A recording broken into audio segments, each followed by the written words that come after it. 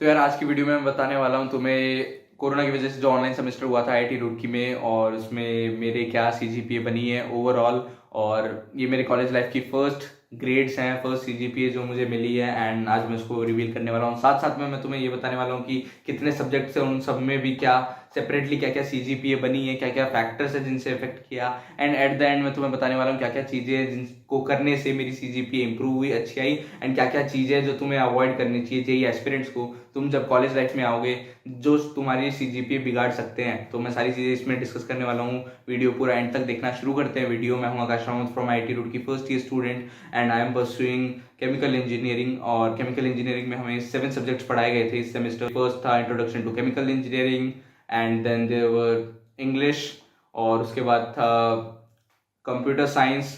Fourth subject था physical chemistry. Fifth subject था introduction to psychology. Sixth था environmental science, and seventh था mathematics. तो ये 7 सब्जेक्ट्स पढ़ाए गए थे, एंड मूव करते हैं इन सब में क्या क्या सीजीपीए आई। तो फर्स्ट सब्जेक्ट था जो था इंट्रोडक्शन टू केमिकल इंजीनियरिंग। ये इंट्रोडक्टरी सब्जेक्ट था हमारी ब्रांच का। इसमें हमें थोड़ा एक ब्रीफ ओवरव्यू दे दिया था कि केमिकल इंजीनियरिंग में क्या क्या पढ़ाया जाता है। तो उसमें मेरी सीजीपीए 10 आई, और यही मेरे को एक्सपेक्टेड थी क्योंकि मैंने पूरा सेमेस्टर सारे लेक्चर्स अटेंड किए थे, मन लगा के पढ़ा था, और क्वाइट इजी सब्जेक्ट भी था। तो इसमें मेरी 10 सीजीपीए आई।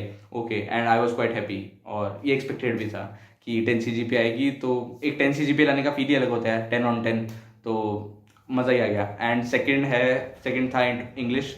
तो इंग्लिश में मैंने पूरे सेमेस्टर नहीं पढ़ाई, लास्ट के 2-3 दिन पढ़ाई, क्योंकि मुझे पता था आई कैन हैंडल इंग्लिश, और कुछ इतना ज़्यादा डिफिकल्ट भी नहीं था। और डेट इज़ द रीज़न मैं लास्ट के 2-3 दिन पढ़ा, और उसमें भी पढ़ के मेरी अच्छी सीजीपीए बन गई, 9 सीजीपीए बन गई इंग्लिश में। एंड एक थोड़ा सा रिग्रेट हुआ, वो बाद में जाके पता चला मेरे को कि मैं 10 सीजीपीए से सिर्फ 1 मार्क्स से रह गया, और वो अलग ही दुख था यार। वो अलग ही रिग्रेट होता है जब आप 1 मार्क्स से कुछ चीज़ से रह जाओ। तो 10 सीजीपीए से मैं 1 मार्क्स से रह गया था, तो उसका रिग्रेट अलग है। तो कोई बात नहीं यार, पार्ट ऑफ द लाइफ। तो एंड मूव करते हैं अगले सब्जेक्ट की तरफ, और अगला सब्जेक्ट है कंप्यूटर साइंस। और कंप्यूटर साइंस में हमें फर्स्ट सेमेस्टर में C++ सिखाया गया था, और C++ प्रोग्रामिंग में मेरी सीजीपीए 9 बनी है। और मेरे को एक्चुअली एक्सपेक्टेड 8 थी, बट आई डोंट नो कि 9 बन गई, क्योंकि ये रिलेटिव सीजीपीए होती है।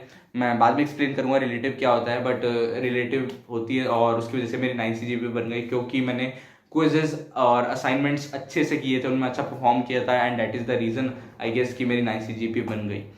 अगले सब्जेक्ट की तरफ मूव करते हैं, वो है फिजिकल केमिस्ट्री। तो फिजिकल केमिस्ट्री में मेरी यार 8 सीजीपीए बनी है। फिजिकल केमिस्ट्री को 2 टीचर्स ने पढ़ाया था, एंड दोनों के मैंने लेक्चर्स अच्छे से अटेंड किए थे, क्लासेस अच्छे से अटेंड की थी, रेगुलर था मैं, and that is the reason I guess कि मेरे 8 सीजीपीए बन गए उसमें।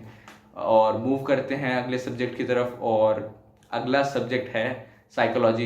यार साइकोलॉजी भी पढ़नी पड़ती है, आई डोंट नो इंजीनियरिंग में क्यों पढ़ा रहे, बट पढ़नी पड़ी हमें साइकोलॉजी भी। और उसमें भी हमें सर ने कहा कि लेक्चर्स अटेंड करना ही है। बाकी सब में मैं अपने इंटरेस्ट से कर रहा था अटेंड सारे, और इसमें करने पड़े, सर ने कहा, तो उसमें भी करे हमने सारे लेक्चर्स अटेंड, और उसकी वजह से मेरी 8 सीजीपीए बनी साइकोलॉजी में। अगला मूव करते हैं, और वो है इन्वायरमेंटल साइंस। तो हमें इन्वायरमेंटल साइंस के बारे में पढ़ाया गया, और इसमें we got to know many things we didn't knew before. और इन्वायरमेंट के बारे में now we are more educated now, जो हमें बहुत ज़्यादा पहले नहीं पता था, तो बहुत ज़्यादा नॉलेजेबल था। और इसमें मेरी 8 सीजीपीए बनी, बिकॉज इसमें भी मैं थोड़ा बहुत रेगुलर था, एंड थोड़ा सा और रेगुलर होता, थोड़ा और पंचुअल होता, then I could definitely get 9 CGPA, but no regrets. अगला सब्जेक्ट की तरफ आते हैं, एंड अगला सब्जेक्ट है मैथमेटिक्स। तो मैथमेटिक्स में मेरी यार 7 सीजीपीए बनी, क्योंकि यार ये सारी ब्रांचेज में सेम था, और जब सारी ब्रांचेज में सेम था तो रिलेटिव सीजीपीए ने हालत ख़राब कर दी थी। मैं एक्सप्लेन करता हूँ क्या। तो मैथ्स में भी 7 सीजीपीए बनी थी मेरी। ओके, सो आई गेस मैंने तुम्हें सारी अपनी सब्जेक्ट्स की सीजीपीए बता दी है। अब मैं मूव करता हूँ कि मेरी ओवरऑल सीजीपीए क्या बनी थी। तो मेरी ओवरऑल सीजीपीए बनी है 8.3 CGPA, और I am quite happy with it, और quite content with it too. The reason being, क्योंकि मैं एक्सपेक्ट कर रहा था 8 CGPA के अराउंड आउट ऑफ, क्योंकि मैंने बहुत सारी चीज़ें हैं जो की थी इस सेमेस्टर में, और आई गेस कि मतलब उसकी वजह से मैं 8 एक्सपेक्ट कर रहा था, क्योंकि मेरे को टाइम नहीं मिल रहा था इतना स्टडीज़ के लिए, but still I manage to fetch an 8.3 CGPA, और क्वाइट गुड यार। अब बात करते हैं रिलेटिव सीजीपीए के बारे में। तो रिलेटिव सीजीपीए क्या होती है कि यार मोस्टली कॉलेजेस में ये सिस्टम होता है कि रिलेटिव ग्रेडिंग होती है। कोई भी बंदा 100 में से 100 नहीं निकालता, 90-80 पे रुक जाते हैं टॉपर्स भी।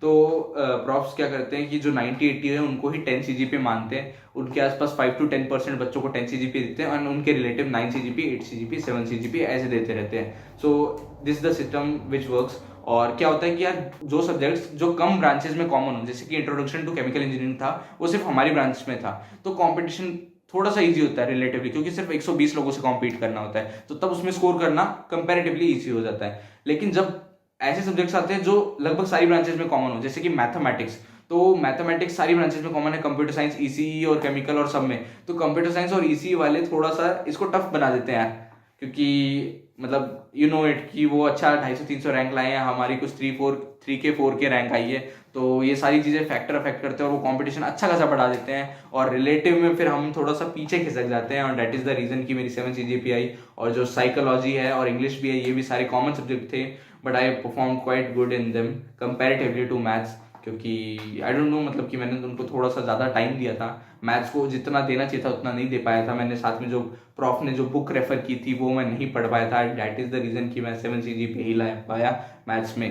बट ओवरऑल क्या कोई रिग्रेट्स है 8.3 से? तो यार मेरे को अभी इस सेमेस्टर कोई रिग्रेट्स नहीं है, बिकॉज मैंने बहुत सारा काम किया था। तो मूव करते कि क्या क्या चीज़ें हैं जिनसे मेरी CGPA इंप्रूव हुई है, क्या क्या चीज़ें करने से। तो फर्स्ट थिंग है कि I was quite regular in attending all the lectures and in doing all the assignments, quizzes, और सारी चीज़ों में मैं क्वाइट पंचुअल था कंपेरेटिवली, एवरेज से कंपेयर करूँ तो मैं पंचुअल था, and that is the reason which help me कि एट द एंड मेरे पास ज़्यादा बर्डन नहीं था अपने ऊपर, जो बाकी लोग फील कर रहे थे, बहुत लोग फील कर रहे थे, क्योंकि उन्होंने पूरे सेमेस्टर इतना नहीं कर पाए थे, बट मैं थोड़ा थोड़ा पार्ट बाय पार्ट करता रहा पूरे सेमेस्टर में, और एंड में मेरे पास इतना प्रेशर नहीं था। So that is the thing which help me, and the factors जिनसे मेरी CGPA थोड़ी सी डाउन गई है, और वो हैं, सबसे पहले आएगा कि I didn't make any notes. I don't know, I was very punctual in the class, but मैं इतना आलसी था कि मेरे को नोट्स बनाए नहीं जाते थे ऑनलाइन सेमेस्टर में। तो ऑफलाइन में तो यार सर देख रहे होते तो बना लेते हैं यार कैसे भी करके, बट ऑनलाइन में पता नहीं मन ही नहीं किया, और बनाने चाहिए थे, अगले सेमेस्टर से बनाऊंगा। तो फर्स्ट है कि not making notes, and second है कि मैंने जैसे कि कहा कि मैंने जो प्रॉफ ने जो रेफर की थी बुक्स, वो मैं पढ़ नहीं पाया, उतना टाइम नहीं मिला, और उनको पढ़ता तो definitely my CGPA would have been much higher. तो सेकंड वो है।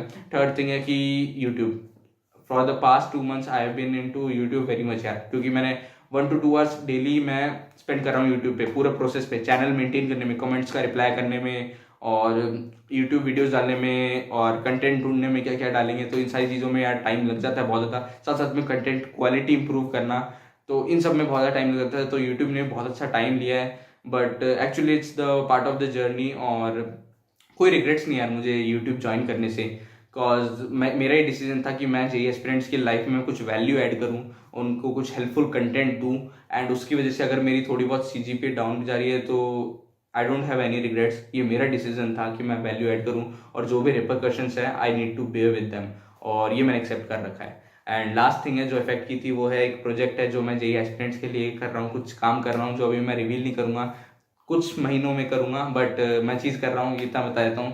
फर्स्ट सेमेस्टर में कर रहा था, अभी सेकंड में भी करूँगा कंटिन्यू, कंप्लीट नहीं हुआ है वो, तो उसमें भी एक अच्छा खासा टाइम चला गया था। तो ये सारी चीज़ें जहाँ पे मेरा टाइम गया था। एक और चीज़ मैं कहना चाहता हूँ कि यार मैंने क्लब्स में बहुत ज़्यादा पार्टिसिपेट किया था फर्स्ट सेमेस्टर में, क्लब्स और कॉम्पिटिशन में, और उससे मेरे को बहुत कुछ सीखने को मिला है।